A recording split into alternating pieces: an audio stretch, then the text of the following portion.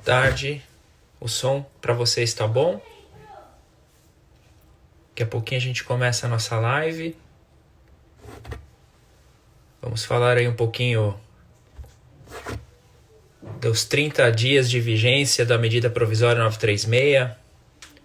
Aguardando aqui o nosso colega Dr. Luiz Belhot acessar aqui a página, fazer a solicitação de participação.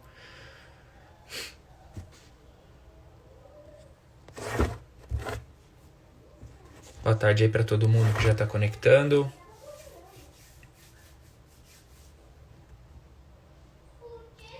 Só aguardando aqui o doutor Luiz Fernando fazer a solicitação de compartilhar a tela para a gente começar.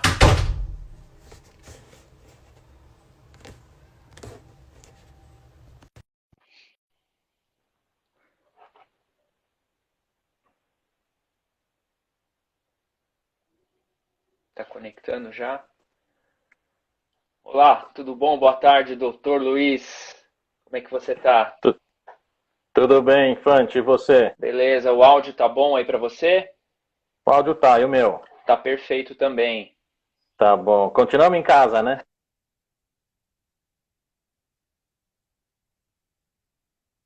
Cortou. Cortou? Continuamos em Voltou. casa. Tá ouvindo agora? Tô, tô ouvindo, tô Perfeito. ouvindo. Continuamos em casa e pelo jeito por algum tempo mais, né? Pois é, pois é. Vamos ficar mais um tempo. E agora de máscara, né? Agora em São Paulo, todo mundo de máscara. Todo mundo de máscara. Todo mundo de Uma coisa que ninguém tá falando é que vai ter multa e pode ter até prisão, né? Pode até, inclusive isso. Me pediram uma consulta a respeito dessa situação que a gente faz, advoga para condomínio também, e hoje surgiu Uhum. uma consulta nesse sentido, se dentro do condomínio pode ser exigido também que os moradores circulem nas áreas comuns de máscara, né? Então, vai dar muito o que falar aí ainda, né? Vai dar muito. O que não tá dando o que falar, É. né? Porque cada dia tem uma MP. Cada dia aí vem MP, aí sai liminar, volta, descaça liminar, volta e fala MP. Pois é uma situação de insegurança jurídica, né? Então, acho que até por isso a ideia hoje da live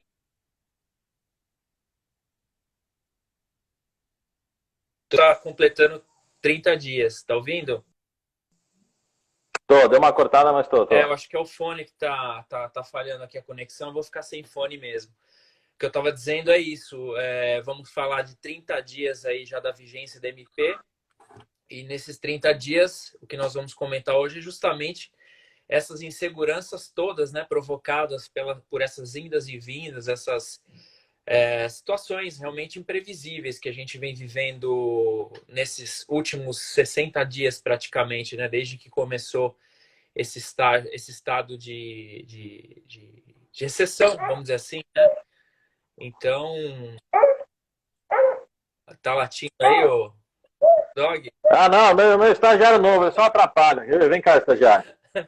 Tô com estagiário novo aqui, acho que eu vou suspender o contrato dele, viu? Ó, vou Ô, suspender coisa esse linda. contrato aqui.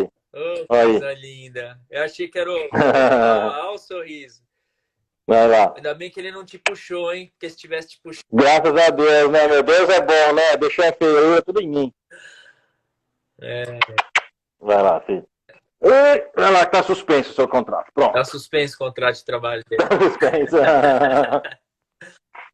É, Então, vamos lá, vamos falar dessas MPs aí, vamos. principalmente da 936, né? Que é o que tá deixando todo mundo doido aí, principalmente o pequeno empresário, né? Exatamente. Antes de a gente começar a entrar efetivamente aqui no assunto, só responder a doutora Pamela perguntou, aqui eu falei de condomínio, ela perguntou, pode ser exigido no condomínio como pena de multa ao condomínio? Eu entendo que sim, porque vai considerar uma situação eu vou entender, vou aplicar como comportamento antissocial, né? Porque se existe aí uma norma, né, tanto estadual quanto federal, dizendo dessa questão de saúde pública, estado de emergência, etc., com relação à pandemia, Então, eu entendo que a pessoa que desrespeita essas questões dessas normativas acaba agindo com conduta antissocial e expondo os demais a risco, né? Então, eu acredito que sim. Mas concordo. E vou além até. Eu fiz até um post lá no Dr. Luiz Responde, eu fiz um post aí essa semana, se não me engano foi ontem, justamente falando disso. O que acontece? O governador ele falou, qualquer ambiente que não seja o seu privado tem que estar de máscara. Exatamente. Então o que eu falei, saiu de casa, coloca a máscara. O grande problema é, mas o condomínio é sua casa. Mas é uma área comum. Então toda área que você está em comum tem outras pessoas, inclusive pessoas que não moram, o condomínio pode exigir sim que use a máscara. Eu concordo também.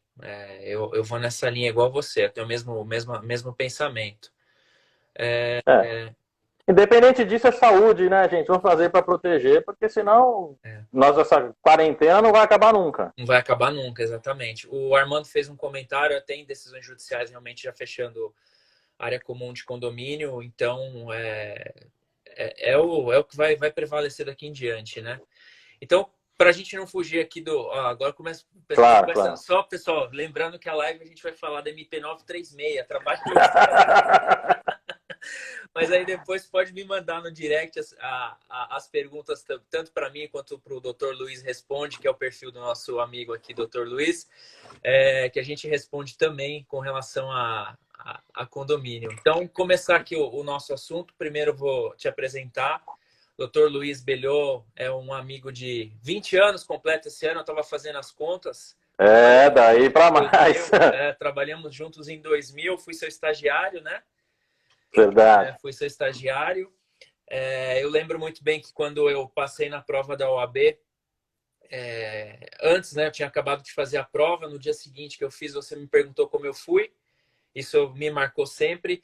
Eu fui te explicar que tinha ido bem, era uma matéria muito fácil, mas era tributário, não era isenção tributária, e eu não tinha achado jurisprudência na doutrina comentada, e aí eu te perguntei, falei, pô, eu inventei uma jurisprudência. E aí você virou para mim, fez aquela tua cara de cínico, né? Pô, você vai reprovar a comissão de verificação de jurisprudência. Inventou jurisprudência. E aquilo você me tirou pelo menos uma semana ou 15 dias, eu não lembro quanto foi o tempo que eles revelaram o resultado da prova, só sei que eu passei alguns dias aí com o coração. O objetivo foi te tranquilizar. Conseguiu, me tirou por alguns dias. Isso aí lá na época da OAB de papel moeda, né? Papel moeda. Papel moeda. Pois é. Vamos abafar o caso, que já vamos revelar a nossa idade aqui. Não é o objetivo da live, né? Não, apesar de ser bem mais velho, mas vamos deixar isso de lado aí. Então, a gente começou falando lá atrás, em 1927, que foi vamos dizer assim, foi a primeira medida dando a garantia e a proteção do emprego, mas foi uma medida provisória, pelo menos do meu ponto de vista, muito desastrada, né? Ela trouxe uma série de polêmicas, principalmente aquela da suspensão do contrato de trabalho sem a contrapartida, né? Sem a remuneração. Então, isso logo de cara provocou uma necessidade de remendo nessa medida provisória. Ela foi afastada esse ponto da suspensão e aí surgiu a medida provisória 936, né? A medida provisória 936, ela veio tanto, acho que você pode falar até melhor do que eu, tanto para empregados como empregadores, como realmente aquela situação, aquela questão que resolveria resolveria esse problema que a pandemia trouxe, né? Essa insegurança jurídica e preservaria os empregos. Então, passado 30 dias da vigência dessa MP, o que você tem visto na prática hoje com relação ao dia a dia da empresa e empregado? Você acha que ela atingiu a finalidade dela inicial, no seu ponto de vista? Olha, eu particularmente eu sou bem favorável a essas MPs, tá? Na verdade, elas são duas, mas a 936, embora independente da 927, ela é consertando as bobagens que fizeram lá na 927 em relação à suspensão do contrato. que eles fizeram a toque de caixa. Vamos suspender. Então, ó, pode suspender, dá um cursinho online qualquer e tá tudo certo. Aí todo mundo caiu de pau. Como é que o empregado vai ficar com o contrato suspenso, não vai receber nada? Não dá, não dá. Aí saíram correndo para fazer a 936. E aí consertou isso aí, que nós vamos falar do benefício emergencial já já. Na prática, Fanti, o que eu estou vendo? Tem muita gente insegura ainda. Tanto o empregado quanto o empregador, principalmente o pequeno empregador, né? Uma das coisas ali que eles ficam muito temerários, o que acontece? Ela dá estabilidade, como já foi falado, a maioria está sabendo aí. Pelo período que você suspendeu o contrato ou reduzir a jornada, quando acabar isso, ele tem igual período de estabilidade. O que muitos empregadores estão me perguntando é o seguinte: e se não voltar a trabalhar? Como é que eu vou fazer? Eu suspendi o contrato por 60 dias, ok. Passaram 60 dias, piorou o Covid, eu não consegui voltar à minha atividade normal, ou pelo menos uma parte dela. Eu vou ter que ficar bancando esses empregados por 2 meses? Então é isso que está deixando eles realmente muito inseguros.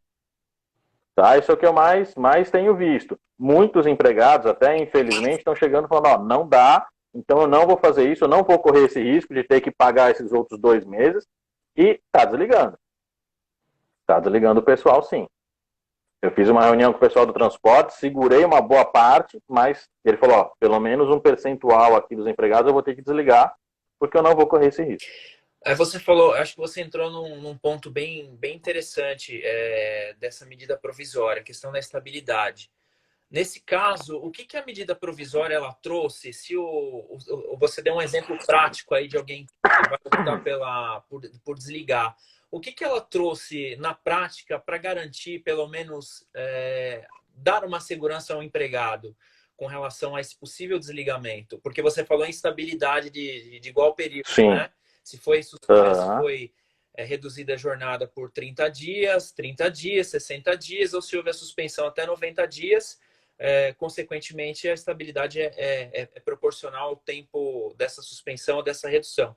Então, se isso eventualmente acontecer, qual que é a garantia, a segurança prática do empregado que tiver o desligamento depois desse período? O que acontece? O que é a estabilidade provisória? Eles falam, mas eu posso ser mandado embora? Eu fui mandado embora mesmo assim. Não é que, na verdade, não é que não pode, porque ninguém impede o empregador de dar a canetada. Tá? Se ele fizer isso, ele tem penalidades específicas além das verbas normais. Tá? Tem até o que acontece. Eu até separei uma planilhazinha aqui, já te falo já, que são as penalidades específicas. O que acontece? Além da rescisão normal, ele vai ter que pagar uma indenização proporcional de acordo com aquilo que ele fez. Se ele fez redução de jornada de 50%, tá? Que teve a redução de 25% até 50%, ele tem que pagar, além das verbas rescisórias, uma indenização de 50% do período estabilitário. Tá? Se a redução foi de 50% até 70%, ele vai ter que pagar uma indenização de 70%. Se foi acima de 70%, foi 70%, na verdade, ou suspensão do contrato, além das verbas rescisórias, ele vai pagar também uma indenização de 100% do período em que ele deixou de pagar ali, que o empregado recebeu o benefício emergencial. E nesse caso, outra pergunta que sempre surge, além dessa penalidade, por exemplo, o empregado está recebendo o valor referente, o valor que o governo está arcando sai daquela conta do seguro-desemprego. Ele vai perder direito ao seguro-desemprego nessa situação? Você sabe que essa pergunta muita gente tem feito, porque fala, você recebe do seguro-desemprego. Então daí ele vai me mandar embora, eu não vou receber nada. Não, não é isso, tá? É uma verba completamente diferenciada. Embora ela seja calculada com base no valor do seguro-desemprego, ele não tem nada a ver com o seguro-desemprego. Se o empregado tiver lá 60 dias, suspensão do contrato de trabalho, recebeu 2 meses, voltou a trabalhar, ficou 2 meses de estabilidade, foi mandado embora, ele recebe o seguro-desemprego normal de acordo com os requisitos lá do seguro-desemprego, né? Tem que ter o período de trabalho e tudo mais, como se fosse uma demissão normal. Tá, vou mandar aqui só rapidinho um abraço para o pessoal que está conectando, a doutora Renata, que é a nossa coordenadora da comissão do Direito Trabalhista de Santo Amaro, o doutor Marco Antônio, que é o coordenador da comissão do Novo Advogado, coordenador adjunto, mandar aqui também para a doutora Cláudia, a Natália, que estão prestigiando, o doutor Marcos Vichese, que é o nosso coordenador da comissão de previdenciário, mandar um abraço aqui para a Silvia, para a Marta, com a nossa coordenadora da Escola Superior de Advocacia de Santo Amaro, o Gustavo, nosso coordenador do Cultura e Eventos de Santo Amaro. Você vê que Santo Amaro, a OAB Subseção, está em peso aqui na live. Sim. Né? O Armando, nosso valioso colega aí da comissão OAB Vai Escola. A minha esposa Cláudia, que se eu não mando um abraço para ela e um beijo, depois eu não recebo a janta. A Elizabeth, sempre presente nas lives, a Andréia também. E tem uma pergunta da Pamela aqui, com relação ao seguro emergencial. Como é que está funcionando isso, Luiz, com relação ao seguro emergencial? As pessoas já estão recebendo? Como é que está isso na prática? O que acontece? A MP, ela fala, o governo vai pagar em 30 dias do acordo e tal, e é bem resumido, né? Por conta disso, lançaram a portaria 10486, que veio justamente para regulamentar tudo isso aí. E lá na portaria ele fala como funciona, tá? O que acontece? Fez a suspensão do contrato de trabalho ou a redução, tá? Tanto faz, o procedimento é o mesmo. O empregado é obrigado a comunicar ao Ministério da Economia no prazo de até 10 dias da assinatura do contrato, tá? Ele comunicando 30 dias após o início do contrato, tá? O início do acordo individual, perdão, é que vai ser paga a primeira parcela ali do benefício emergencial. Não é da data de comunicação. A não ser que o empregador não faça essa comunicação dentro dos 10 dias. Vamos supor, perdeu o prazo. Demorou lá, fez no 15º dia. Aí o empregado só vai receber, a partir do 15º dia, 30 dias para frente, e esse período aí de 15 dias é de responsabilidade do empregador. Perfeito. Então, é bom esclarecer que, por parte do governo, ele não vai receber no 5º dia útil como se fosse um salário. Ele vai receber, então, conforme esse cronograma de comunicação. É isso? Exatamente. Não é no 5º dia útil. Tá? Não é no 5º dia útil, porque a suspensão ela é variável, né? Você não pode dar no dia 1, dia 2, dia 10, você pode dar qualquer dia, né? Desde que ela seja ali de 30 dias. Prorrogável por mais 30 ou em 30 em outro período, tá?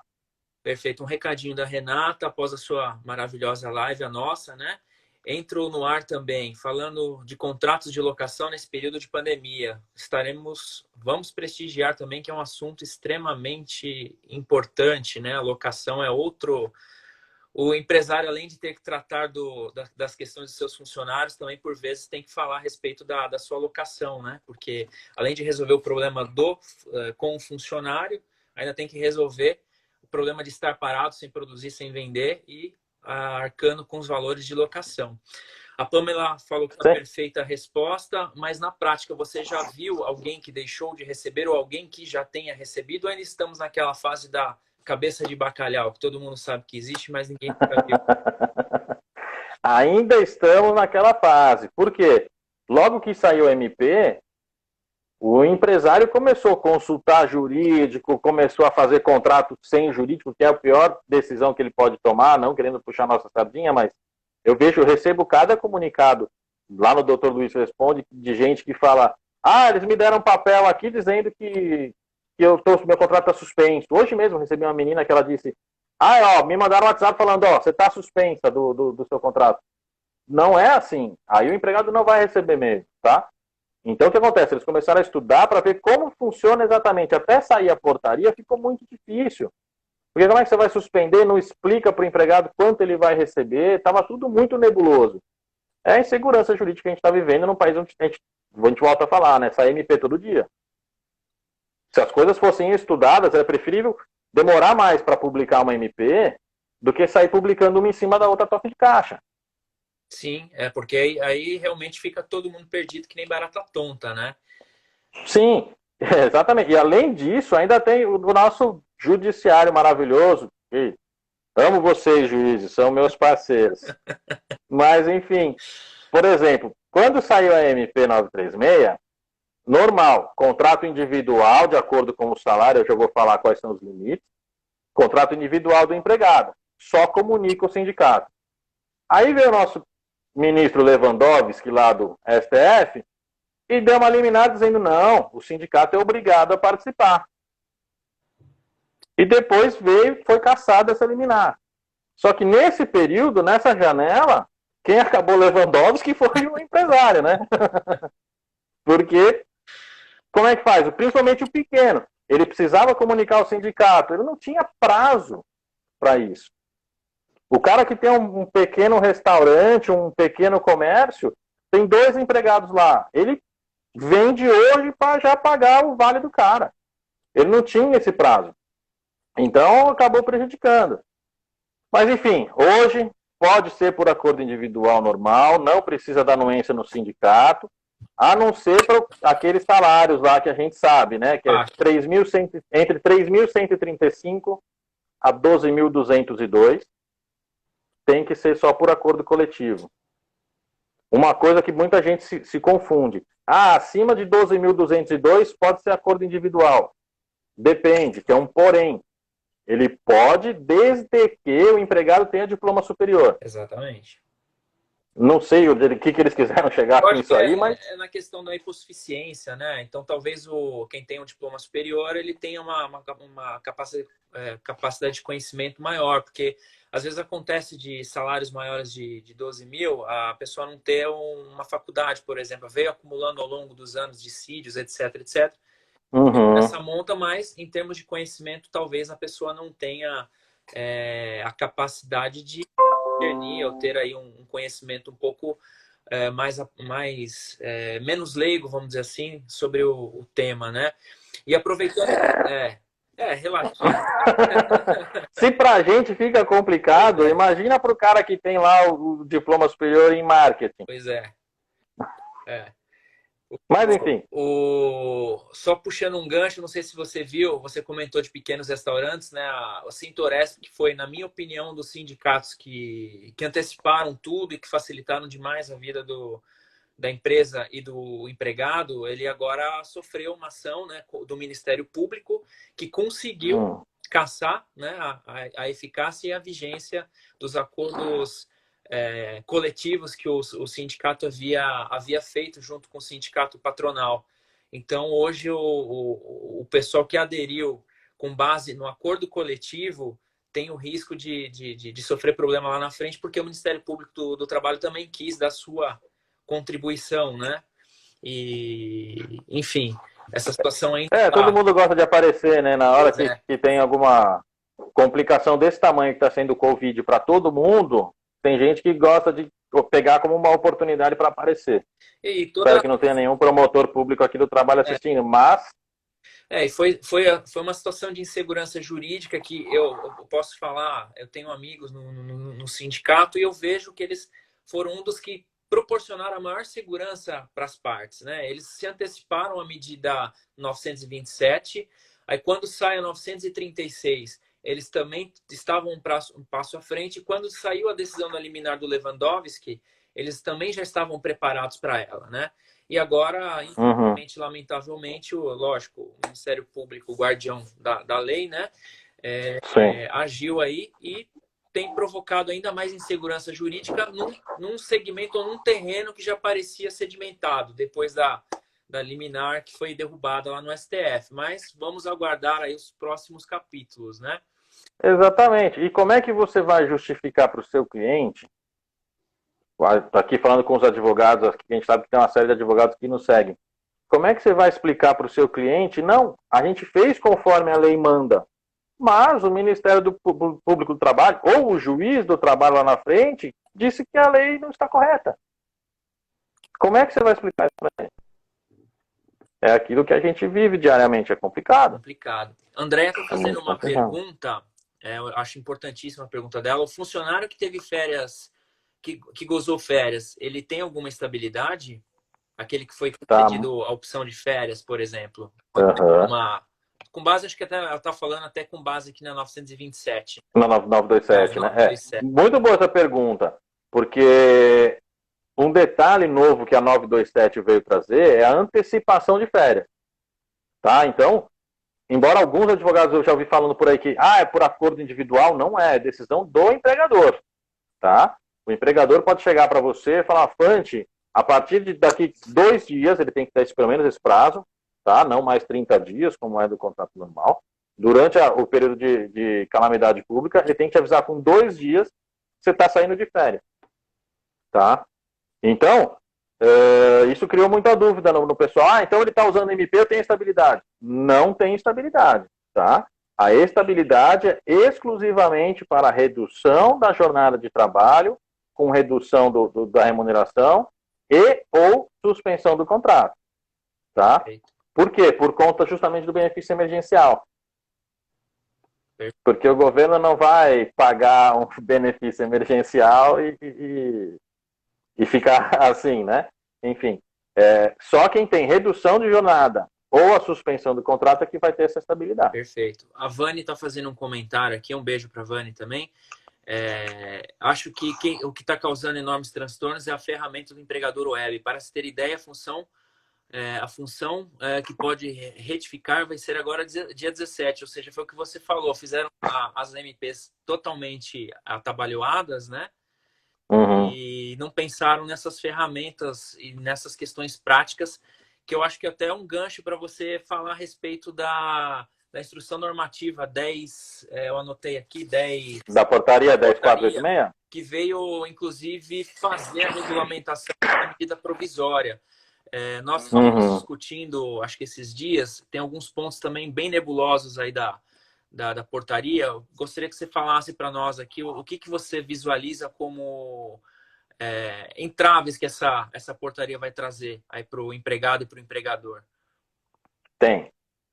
Na verdade, a portaria, qual que é a função da portaria? Ela não é legislar. Ela não pode criar nada. Ela vem para regulamentar e esclarecer o funcionamento de uma lei. No caso desse aí, seria da medida provisória. Só que a portaria 10486, ela acabou inovando, criando algumas coisas que não estão na MP. Não sei se você entende de outra forma, mas, por exemplo, o caso do aposentado. Tem gente que é aposentado, recebe lá o seu benefício do INSS e continua trabalhando na empresa. A MP disse que o contrato de trabalho do aposentado, se fosse suspenso, ele não receberia o benefício emergencial. Ponto. Porque o benefício emergencial é para ajudar o trabalhador nesse período aí, para ele não ficar sem receber nada, para ele ter de onde sobreviver. Então, como ele já recebe o INSS, ele, na teoria, não precisaria receber o benefício emergencial. Aí veio a portaria 10486, que fala o contrato de trabalho do aposentado não pode ser suspenso. Está completamente contrário ao que está a MP. A MP não fala isso, ele fala que ele não vai receber o benefício. Se fala que ele não vai receber o benefício, é perfeitamente entendível que ele pode ter um contrato de trabalho suspenso. Se não constaria, não pode ter um contrato de trabalho suspenso. Tá? Um detalhe é que a portaria ela fala que não pode ter o contrato suspenso por acordo individual. Aí é que vem o X da questão. E por acordo coletivo, será que pode? É complicado. Então eles fazem uma coisa em cima da outra e ainda deixam em aberto. Porque é muito difícil. Eu acho totalmente incoerente, por exemplo, primeiro, se você quer preservar a empresa e o empregado, e você não pode suspender do aposentado, quem vai arcar com esse salário? É a empresa? A empresa vai pegar e expor, geralmente o aposentado está na faixa de risco de contaminação do Covid, vai pôr o cara para trabalhar? Então, realmente, são coisas que não ornam, né? São coisas que... Sabe o que está acontecendo na prática? Ao invés de preservar o emprego, a portaria está mandando esses caras embora. Por quê? O empregador chega aqui, eu tenho uma loja, a loja fechou, não posso abrir. Eu tenho um empregado que é aposentado, eu vou ter que ficar bancando o salário desse cara? Não vou, eu mando embora. E não é de maldade. Não dá, o cara não está recebendo. Ele não está recebendo nada, não está entrando na loja dele. Então, a portaria deu um tremendo de um tiro no pé com isso aí. É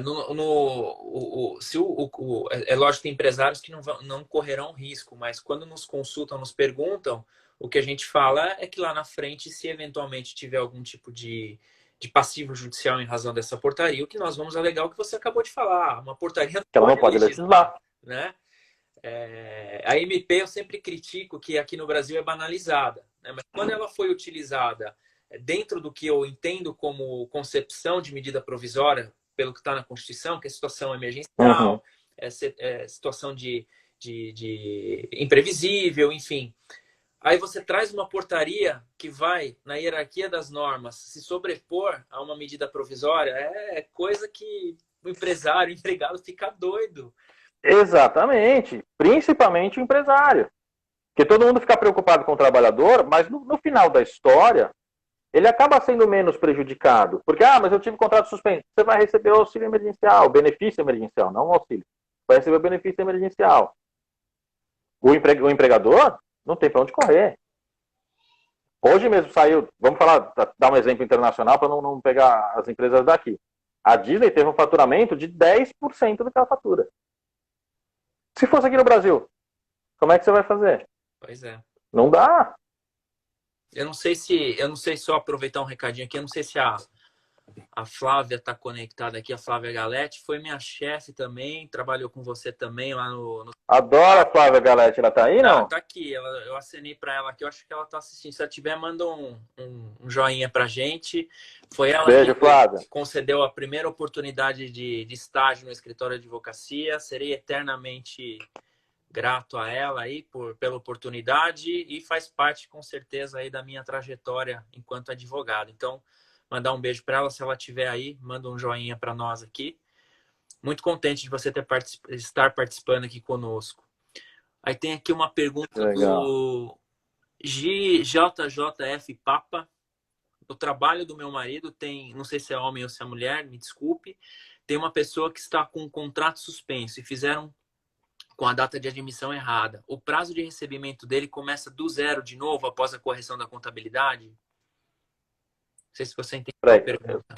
Eu preciso saber, o que foi feito de errado? Só um minutinho, peraí. Tá.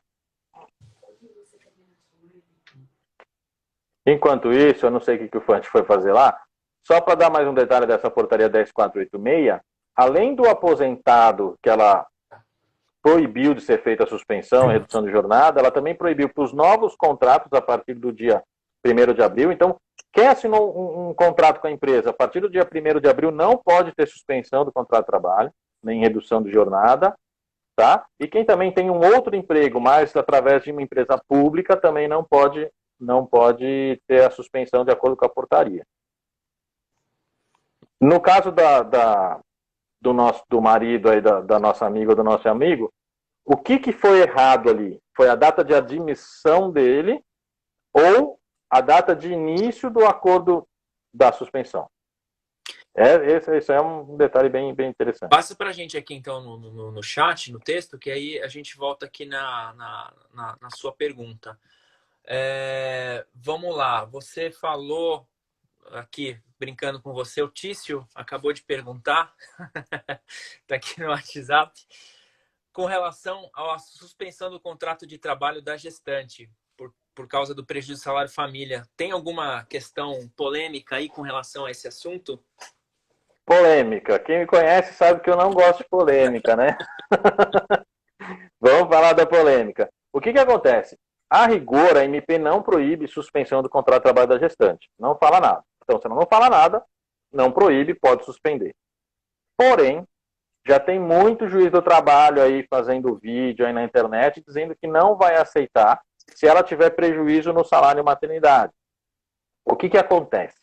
Quando você suspende o contrato de trabalho, o empregador para de recolher o INSS nesse período. Tá? E ter recolhimento do INSS é requisito imprescindível para ela receber o salário maternidade. Então, se nesse período ela tem o parto, ela vai ter um problema bem sério. Por quê? Requisito do salário, da licença maternidade depois do salário. Você precisa estar trabalhando, precisa ter um contrato ativo e precisa estar recolhendo INSS. Ela não tem nenhum dos dois.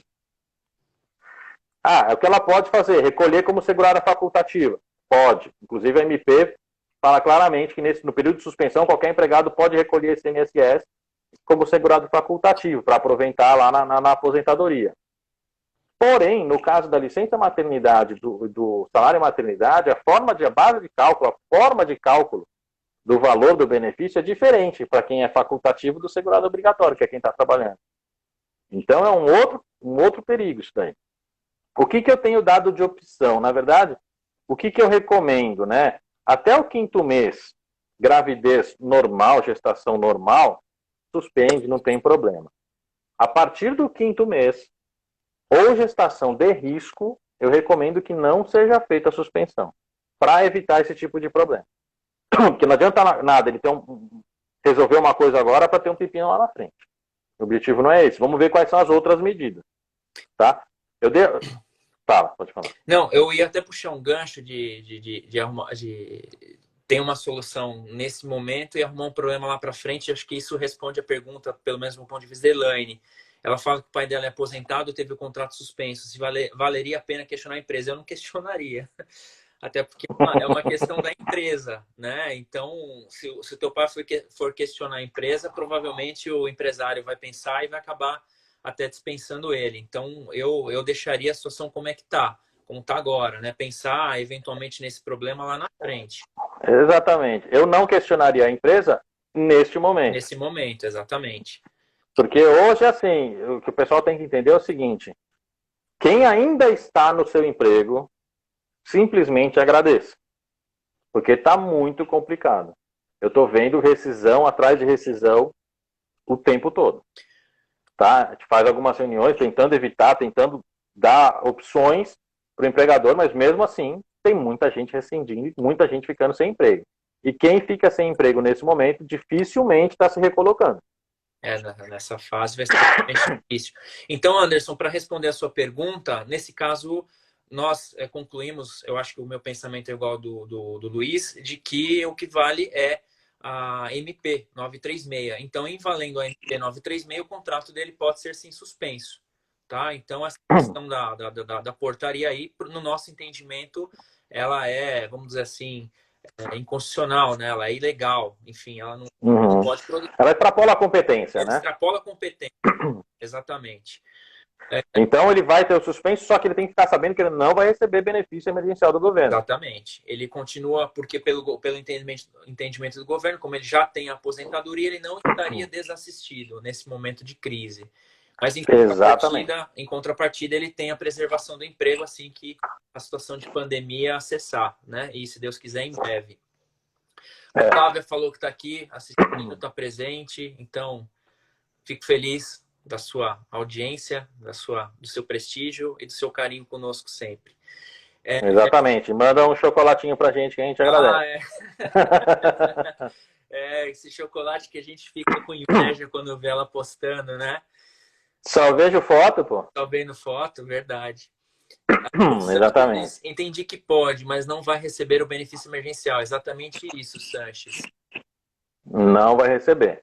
Tá, só para concluir aqui, Fante, da questão da gestante, o que eu acho interessante, que eu já falei, antes do 5º mês não pode suspender, porque é bem mais tranquilo, tá? Se ela tiver uma gestação de risco, uma boa opção que eu estou recomendando, afasta pelo INSS.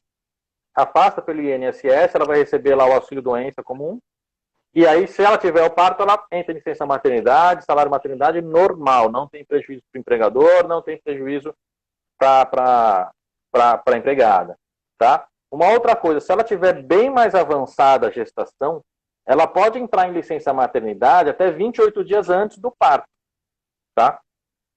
Então, isso também é bom, porque evita a suspensão, o empregador não tem prejuízo, porém, a gestante ela tem um certo prejuízo, sim, não financeiro, mas ela vai ficar 28 dias a menos com o filho dela.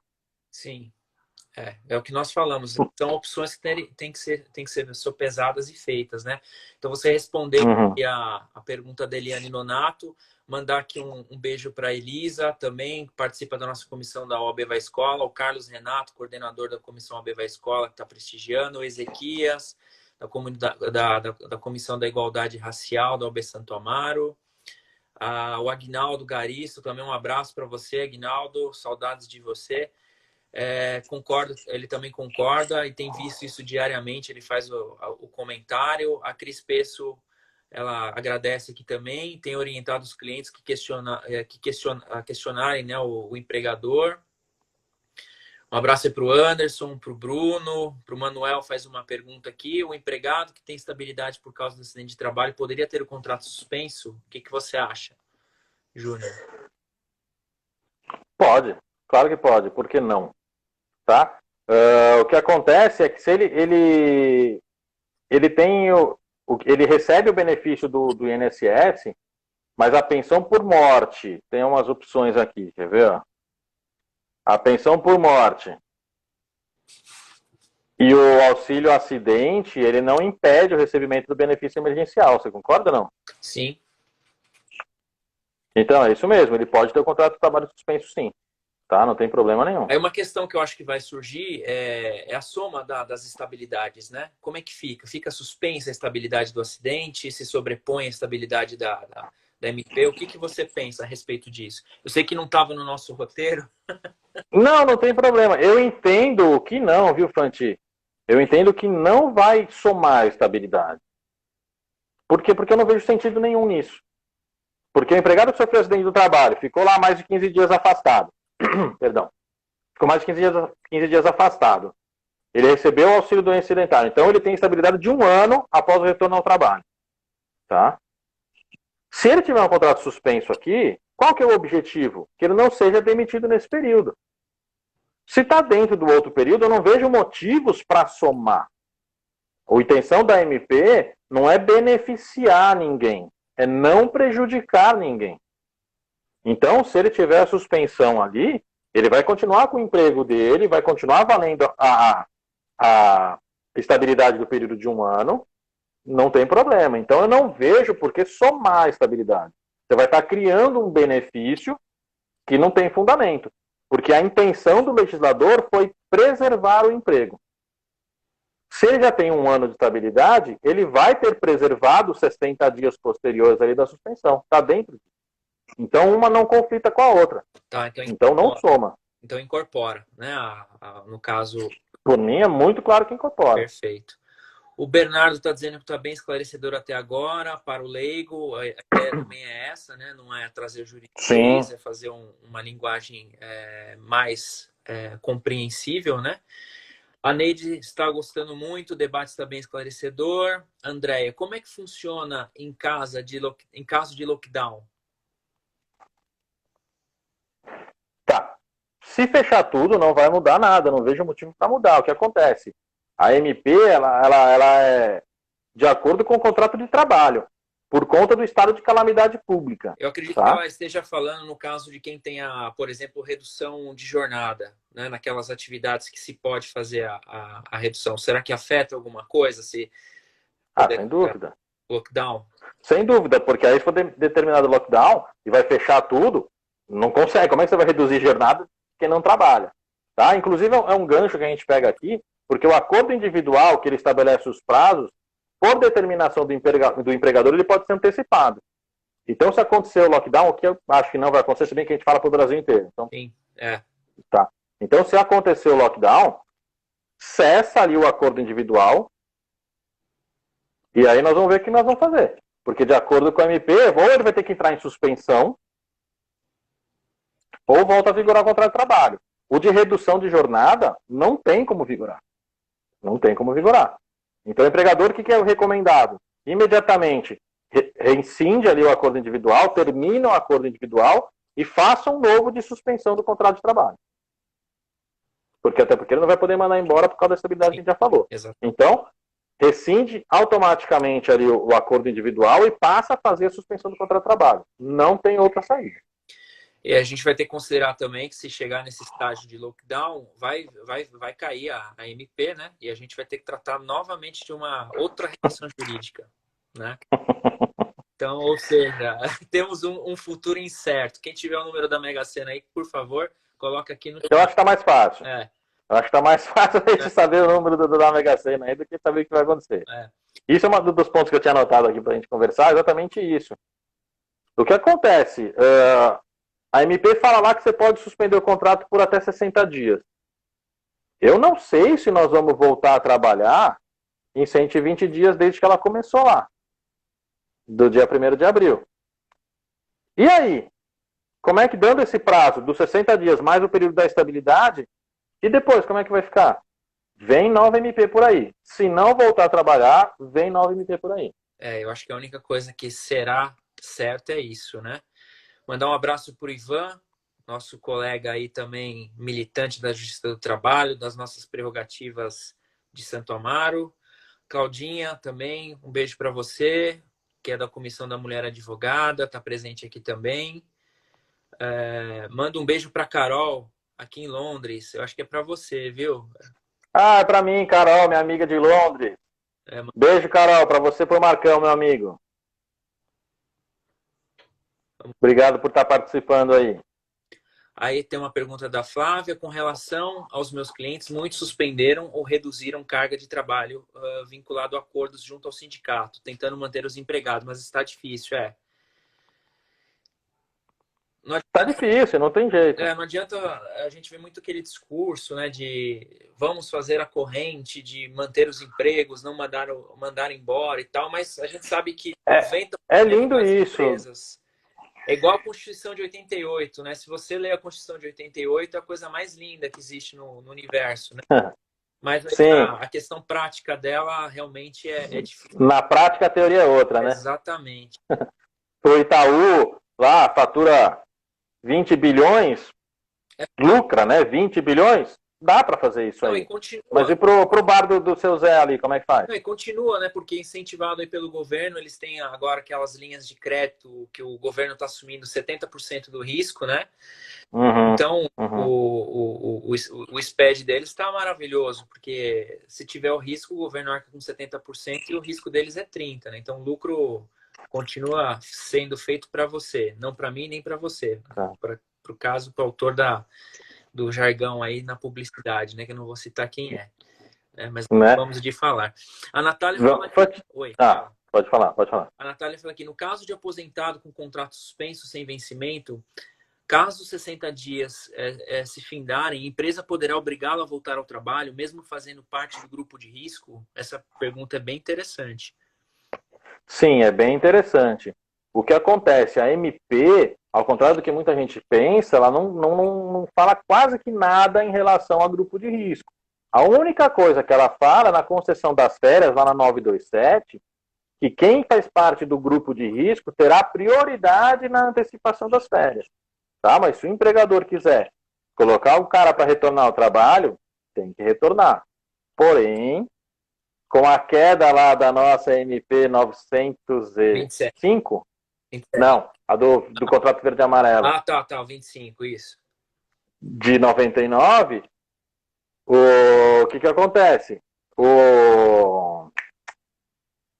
Falei bobagem, não é essa MP que eu quero falar.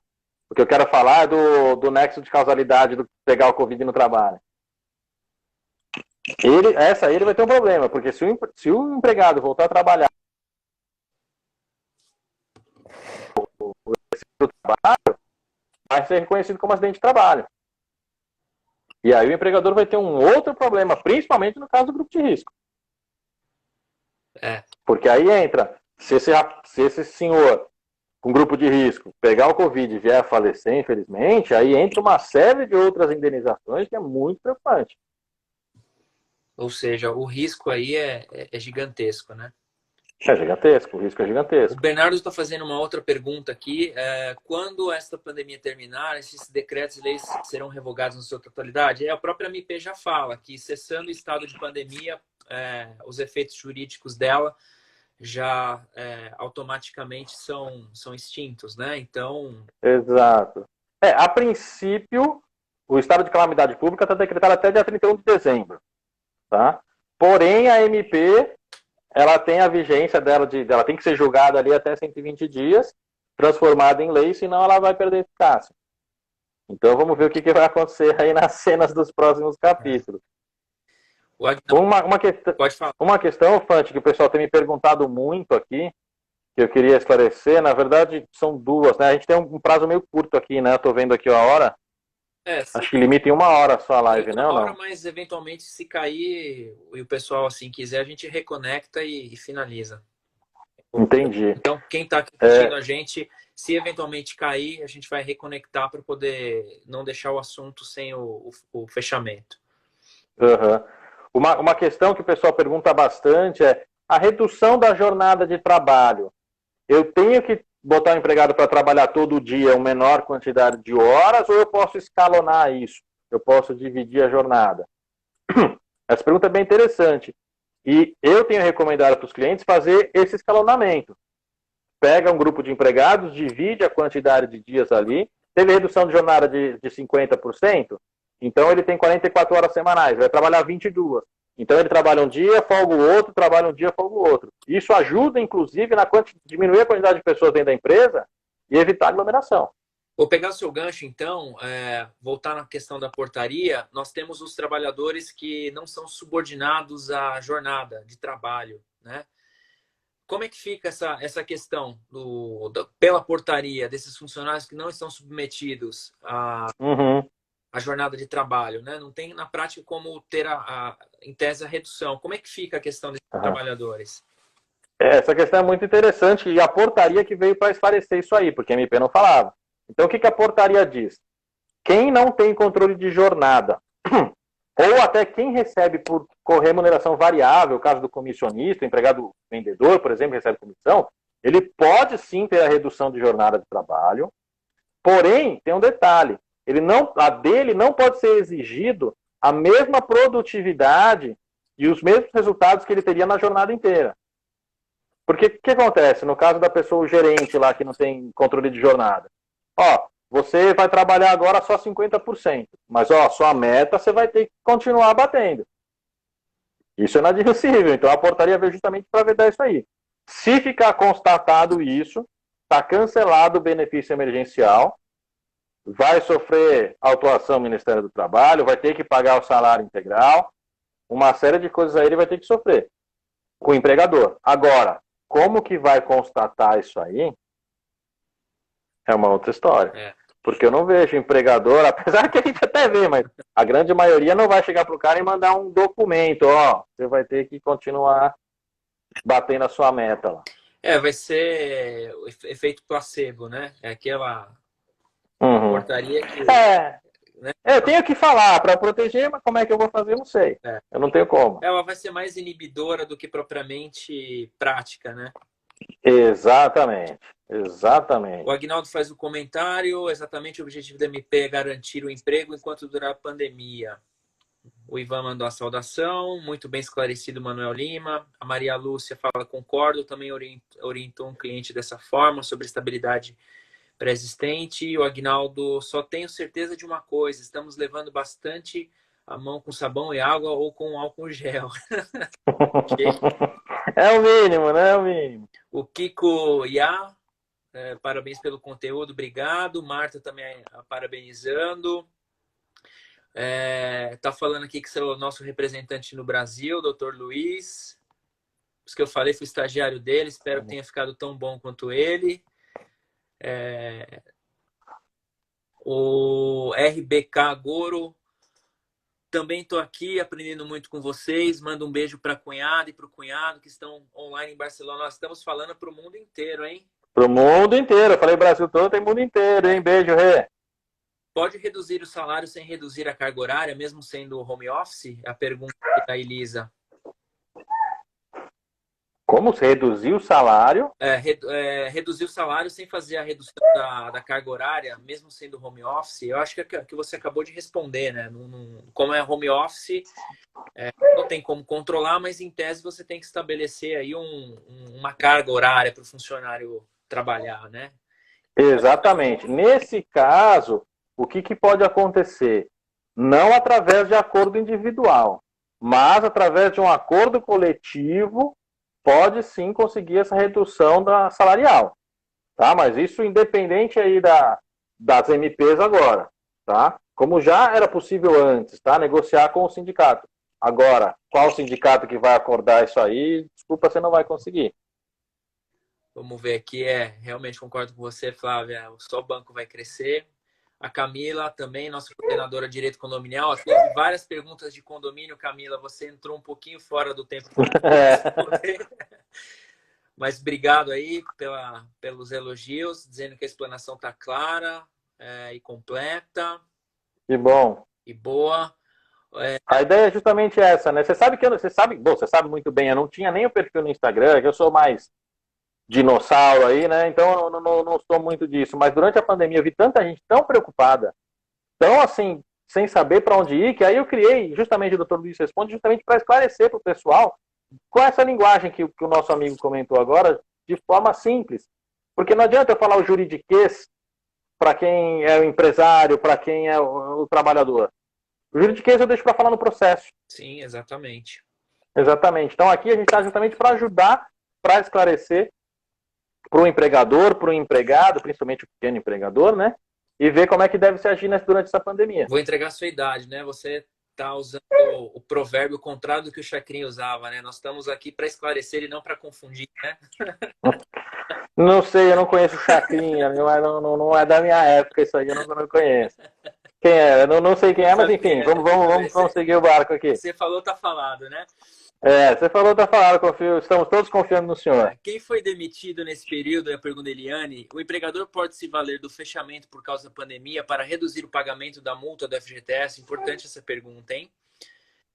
Perdão, quem foi demitido nesse período, o empregador pode se valer do fechamento por causa da pandemia para reduzir o pagamento da multa do FGTS? Ela deve estar falando do Sim, da força maior. Força maior, fato do príncipe, enfim. Exatamente. Pode. O que acontece? A própria MP 927 reconheceu a condição de força maior que estamos vivendo por conta dessa pandemia. Tá muito claro na 927. Se o empregador tiver que fechar lá, ele pode fazer essa demissão até que ele não feche o estabelecimento. Eu entendo que se ele tiver que demitir e ele conseguir comprovar que a pandemia afetou os negócios dele de uma forma que ele não tinha outra solução, ele consegue demitir e alegar a força maior na rescisão, que ele vai pagar apenas 20% da multa do FGTS. Não 20% da multa, tá? Ele vai pagar 50% da multa, a multa é 40%, ele vai ter que depositar os 20%. Tem alguns entendimentos, tá? Embora uma minoria, alguns entendimentos dizem que isso também se aplica ao aviso prévio. E tem ainda uma meia dúzia que fala que é sobre todas as verbas rescisórias. Sobre todas as verbas rescisórias, eu nem recomendo você fazer isso, porque a jurisprudência, enfim, você não vai conseguir pagar metade de tudo, tá? Mas do aviso prévio já tem uma boa parte aí que considera assim. Quanto à multa do 40%, ok. Se conseguir comprovar que teve dificuldade financeira por conta dessa condição da calamidade, vai poder pagar metade sim. Tá? Vou aproveitar e mandar um abraço aqui para minha Camila, a minha amiga Camila Testari, que está aqui. Então depois ela fica brava, fica enchendo o saco dela para ela ficar assistindo, depois eu não mandar abraço. Tem um monte de gente aqui, viu, que eu preciso mandar abraço depois. Mas sintam-se todos abraçados. O Enoch está dizendo que foi bem esclarecedor, tá bem esclarecedor. A Andrea está dizendo que é fã minha e sua. Já até nos confundiram no passado, né? Então diziam que a gente parecia um com o outro. Eu era bem mais feio no passado, agora deu uma melhorada. A Eliane está agradecendo desde já, né, as informações. O Agnaldo está falando muito bom, parabéns pela live, obrigado. Newton Quadros, um abraço para você, Newton, também, que está aí trabalhando diretamente com o pessoal que está na linha de frente. Então, na sua pessoa, desde já, eu saúdo os médicos, enfermeiros e todo mundo ligado à área de saúde, né? São os nossos verdadeiros heróis aqui do Brasil. A Cris Gorodeski, desculpa se eu errei o nome.